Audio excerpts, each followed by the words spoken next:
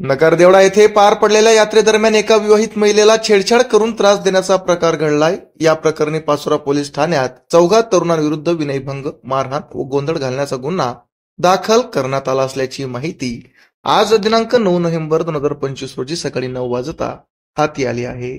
पाचोरा तालुक्यातील नगरदेवळा येथील 25 वर्षीय विवाहिता महिला आपल्या पती, सासू आणि 2 मुलांसह बुधवार दिनांक 5 नोव्हेंबर 2025 रोजीच्या रात्री 10 ते 11 वाजेच्या दरम्यान नगरदेवळा गावातीलच यात्रेला गेली होती। याच दरम्यान काही तरुणांनी त्या महिलेची छेडछाड केली। या घटनेबाबत महिला आणि तिच्या पतीने जाब विचारला असता त्या तरुणांनी पतीसह सोडण्यास आलेल्या एका व्यक्तीला मारहाण केली। दरम्यान महिलेच्या फिर्यादीवरून दिनांक 6 नोव्हेंबर रोजी पाचोरा पोलिसांनी नगरदेवळा येथील लक्ष्मण, उदय, निलेश आणि ईश्वर या 4ही जणांविरुद्ध गुन्हा दाखल केला असून या गुन्ह्याचा पुढील तपास सहाय्यक पोलीस निरीक्षक योगेश गणगे यांच्या मार्गदर्शनाखाली सुरू आहे।